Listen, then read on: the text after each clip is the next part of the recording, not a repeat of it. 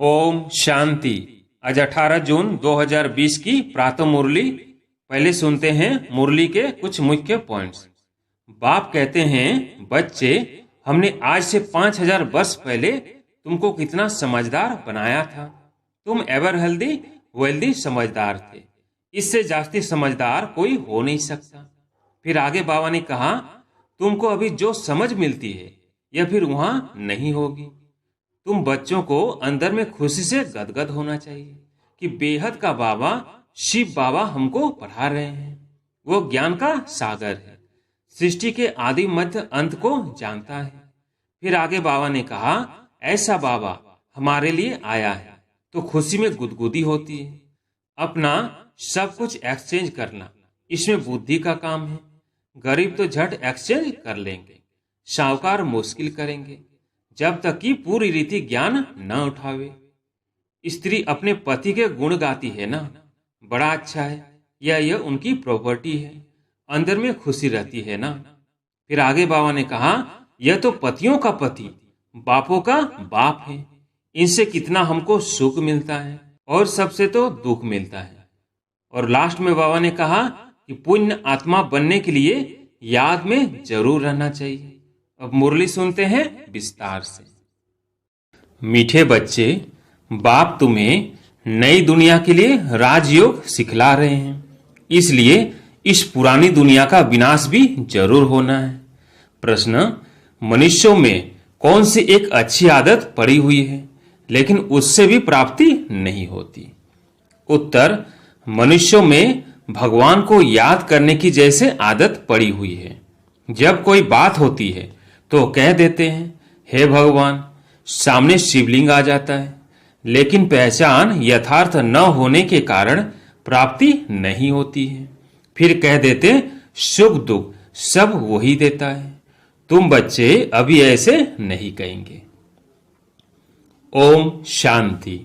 बाप जिसको रचता कहा जाता है, किसका रचता? नई दुनिया का रचता। नई दुनिया को कहा जाता है स्वर्ग व सुखधाम। नाम कहते हैं परंतु समझते नहीं हैं। कृष्ण के मंदिर को भी सुखधाम कहते हैं। अब वो तो हो गया छोटा मंदिर। कृष्ण तो विश्व का मालिक था। बेहद के मालिक को जैसे कि हद का मालिक बना देते हैं। कृष्ण के छोटे से मंदिर को सुखधाम कहते हैं। बुद्धि में यह नहीं आता है कि वह तो विश्व का मालिक था, भारत में ही रहने वाला था। तुमको भी पहले कुछ पता नहीं था। बाप को तो सब कुछ पता है। वह सृष्टि के आदि मध्य अंत को जानते हैं। अभी तुम बच्चे जानते हो। दुनिया में तो यह भी किसको पता नहीं है। ब्रह्मा विष्णु शंकर कौन है? शिव तो है ऊंचते ऊंच भगवान। अच्छा, फिर प्रजापिता ब्रह्मा कहां से आया? है तो मनुष्य ही। प्रजापिता ब्रह्मा तो जरूर यहाँ ही चाहिए ना, जिससे ब्राह्मण पैदा हो। प्रजापिता माना ही मुख से एडाप्ट करने वाला। तुम हो मुख वंशावली। अब तुम जानते हो कि कैसे ब्रह्मा को बाप ने अपना बनाकर मुख वंशावली बनाया है। इनमें प्रवेश भी किया, फिर कहा कि यह हमारा बच्चा भी है। तुम जानते हो ब्रह्मा नाम कैसे पड़ा, कैसे पैदा हुआ, यह और कोई नहीं जानते हैं। सिर्फ महिमा गाते हैं कि परमपिता परमात्मा ऊंचते ऊंच है, परंतु यह कोई की बुद्धि में नहीं आता कि ऊंचते ऊंच बाप है। हम सभी आत्माओं का वह पिता है, वह भी बिंदु रूप ही है। उनमें सृष्टि के आदि मध्य अंत का ज्ञान है। यह नॉलेज भी तुमको अभी मिली है। पहले जरा भी यह ज्ञान नहीं था। मनुष्य सिर्फ कहते रहते हैं ब्रह्मा विष्णु शंकर, परंतु जानते कुछ भी नहीं। तो उन्हों को ही समझाना है। अभी तुम समझदार बने हो, जानते हो कि बाप ज्ञान का सागर है, जो हमको ज्ञान सुनाते हैं, पढ़ाते हैं। यह राजयोग है ही सतयुग नई दुनिया के लिए। तो जरूर पुरानी दुनिया का विनाश होना चाहिए। उसके लिए यह महाभारत लड़ाई है। आधा कल्प से लेकर तुम भक्ति मार्ग के शास्त्र पढ़ते आए हो। अब तो बाप से डायरेक्ट सुनते हो। बाप कोई शास्त्र नहीं बैठकर सुनाते हैं। जब तब करना, शास्त्र आदि पढ़ना, यह सब भक्ति है। अब भक्तों को भक्ति का फल चाहिए, क्योंकि मेहनत करते ही हैं भगवान से मिलने के लिए। परंतु ज्ञान से है सद्गति। ज्ञान और भक्ति दोनों इकट्ठे चल न सके। अभी है ही भक्ति का राज्य। सब भगत हैं, हर एक के मुख से ओ गॉड फादर जरूर निकलेगा। अब तुम बच्चे जानते हो कि बाप ने अपना परिचय दिया है कि मैं छोटी बिंदु हूं। मुझे ही ज्ञान का सागर कहते हैं। मुझ बिंदु में सारा ज्ञान भरा हुआ है। आत्मा में ही नॉलेज रहती है। अभी तुम बच्चे समझते हो कि उनको परमपिता परमात्मा कहा जाता है। वो है सुप्रीम सोल, अर्थात सबसे ऊंचते ऊंच पतित पावन बाप ही सुप्रीम है ना। मनुष्य है भगवान कहेंगे तो शिवलिंग ही याद पड़ेगा, वो भी यथार्थ रीति से नहीं। एक जैसे की आदत पड़ गई है कि भगवान को याद करना है। भगवान ही सुख दुख देता है। अभी तुम बच्चे ऐसे नहीं कहेंगे। तुम जानते हो कि बाप तो सुखदाता है। सतयुग में सुखधाम था, वहां दुख का नाम नहीं था। कलयुग में है ही दुख, यह सुख का नाम ही नहीं। ऊंचते ऊंच भगवान, वह है सर्व आत्माओं का बाप। यह किसको पता नहीं है कि आत्माओं का बाप भी है। कहते भी हैं हम सब ब्रदर्स हैं, तो जरूर सब एक बाप के बच्चे ठहरे ना। कोई फिर कह देते कि वह तो सर्वव्यापी है, तेरे में भी है मेरे में भी है। अरे तुम तो आत्मा हो, यह तुम्हारा शरीर है, फिर तीसरी चीज कैसे हो सकती है? आत्मा को परमात्मा थोड़ी ही कहेंगे। जीव आत्मा कहा जाता है, जीव परमात्मा नहीं कहा जाता। फिर परमात्मा सर्वव्यापी कैसे हो सकता? बाप सर्वव्यापी होता तो फिर फादरहुड हो जाता। फादर को फादर से वर्षा थोड़ी ही मिलेगा, बाप से तो बच्चा ही वर्षा लेता है। सब फादर कैसे हो सकते? इतनी छोटी सी बात भी कोई की समझ में नहीं आती है। तब बाप कहते हैं, बच्चे हमने आज से 5000 वर्ष पहले तुमको कितना समझदार बनाया था। तुम एवर हेल्दी वेल्दी समझदार थे। इससे जास्ती समझदार कोई हो नहीं सकता। तुमको अभी जो समझ मिलती है यह फिर वहां नहीं होगी। वहां यह थोड़ी ही मालूम रहता कि हम फिर गिरेंगे। यह मालूम हो तो फिर सुख की भाषणा ही न आए। यह ज्ञान फिर प्राय लोभ हो जाता है। यह ड्रामा का ज्ञान सिर्फ अभी तुम्हारी बुद्धि में है। ब्राह्मण ही अधिकारी रहते हैं। तुम्हारी बुद्धि में है कि अब हम ब्राह्मण वर्ण के हैं। ब्राह्मणों को ही बाप ज्ञान सुनाते हैं। ब्राह्मण फिर सबको सुनाते हैं। गायन भी है कि भगवान ने आकर स्वर्ग की स्थापना की थी, राजयोग सिखाया था। देखो कृष्ण जयंती मनाते हैं, समझते हैं कि कृष्ण वैकुंठ का मालिक था, परंतु वह विश्व का मालिक था। यह बुद्धि में नहीं आता। जब उनका राज्य था तो और कोई धर्म नहीं था। उनका ही सारे विश्व पर राज्य था और जमुना के किनारे था। अब तुमको यह कौन समझा रहे हैं? भगवान उवाच। बाकी वो जो भी वेद शास्त्र आदि सुनाते हैं वो है भक्ति मार्ग के। यहाँ तो खुद भगवान तुमको सुना रहे हैं। अभी तुम समझते हो हम पुरुषोत्तम बन रहे हैं। तुमको ही यह बुद्धि में है कि हम शांति धाम के रहने वाले हैं। फिर हम आकर 21 जन्मों की प्रारब्ध भोगेंगे। तुम बच्चों को अंदर में खुशी से गदगद होना चाहिए कि बेहद का बाबा शिव बाबा हमको पढ़ा रहे हैं। वो ज्ञान का सागर है, सृष्टि के आदि मध्य अंत को जानता है। ऐसा बाबा हमारे लिए आया है तो खुशी में गुदगुदी होती है। बाबा को कहते हैं, बाबा हमने आपको अपना वारिस बनाया है। बाप बच्चों पर वारी जाते हैं। बच्चे फिर कहते हैं कि भगवान आप जब आएंगे तो हम आप पर वारी जाएंगे, अर्थात बच्चा बनाएंगे। यह भी अपने बच्चों को ही वारिस बनाते हैं। बाबा को वारिस कैसे बनाएंगे, यह भी गुह्य बात है। अपना सब कुछ एक्सचेंज करना इसमें बुद्धि का काम है। गरीब तो झट एक्सचेंज कर लेंगे, साहूकार मुश्किल करेंगे जब तक कि पूरी रीति ज्ञान न उठावे। इतनी हिम्मत नहीं रहती। गरीब तो झट कह देते, बाबा हम तो आपको ही वारिस बनाएंगे, हमारे पास रखा ही क्या है। वारिस बनाकर फिर शरीर निर्वाह भी अपना करना है, सिर्फ ट्रस्टी समझकर रहना है।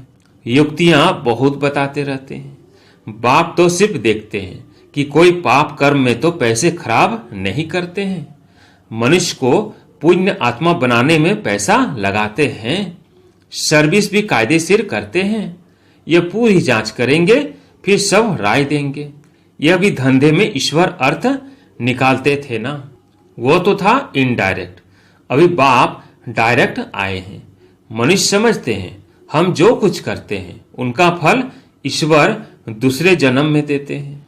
कोई गरीब दुखी है तो समझेंगे कर्म ही ऐसा किया हुआ है, अच्छे कर्म किए हैं तो सुखी है। बाप तुम बच्चों को कर्मों की गति पर समझाते हैं। रावण राज्य में तुम्हारे सब कर्म विकर्म ही हो जाते हैं। सतयुग और त्रेता में रावण ही नहीं, इसलिए वहां कोई कर्म विकर्म नहीं होता है। यहाँ जो अच्छे कर्म करते हैं उनका अल्पकाल के लिए सुख मिलता है, फिर भी कोई न कोई रोग खिटपिट तो रहती ही है, क्योंकि अल्पकाल का सुख है। अभी बाप कहते हैं यह रावण राज्य ही खत्म होना है। राम राज्य की स्थापना शिव बाबा कर रहे हैं। तुम जानते हो यह चक्र कैसे फिरता है। भारत ही फिर गरीब हो जाता है। भारत आज से 5000 वर्ष पहले स्वर्ग था। इन लक्ष्मी नारायण का राज्य था। पहले नारायण नाम पड़ा, पहले गद्दी इनकी चली थी। कृष्ण प्रिंस फिर स्वयंवर किया तो राजा बना। अभी समझते हो तो तुमको वंडर लगता है। बाबा आप सारे रचता और रचना की नॉलेज सुनाते हो। आप हमको कितना ऊंच पढ़ाते हो। बलिहार जाऊं, हमको तो सिवाय एक बाप के और कोई को याद नहीं करना है। अंत तक पढ़ना है तो जरूर टीचर को याद करना है। स्कूल में टीचर को याद करते हैं ना, उन स्कूलों में तो कितने टीचर होते हैं। हर एक दर्जे का टीचर अलग होता है। यहाँ तो एक ही टीचर है, कितना लवली है। बाप लवली, टीचर लवली। आगे भक्ति मार्ग में अंधश्रद्धा से याद करते थे, अभी तो डायरेक्ट बाप पढ़ाते हैं, तो कितनी खुशी होनी चाहिए। फिर भी कहते बाबा भूल जाते हैं। पता नहीं हमारी बुद्धि आपको क्यों नहीं याद करती है।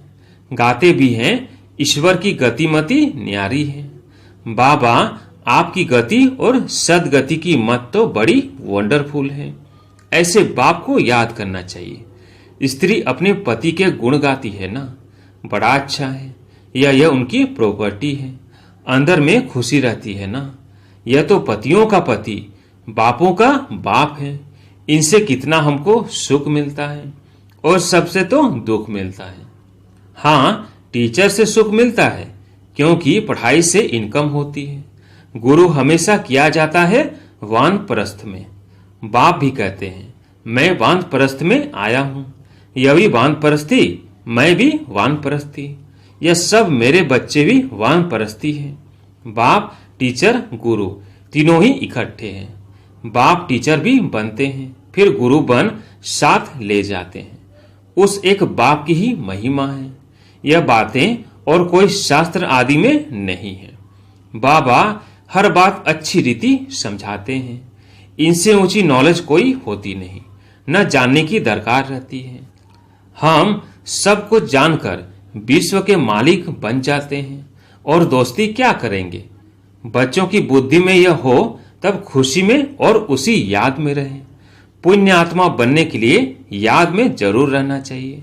माया का धर्म है तुम्हारे योग को तोड़ना।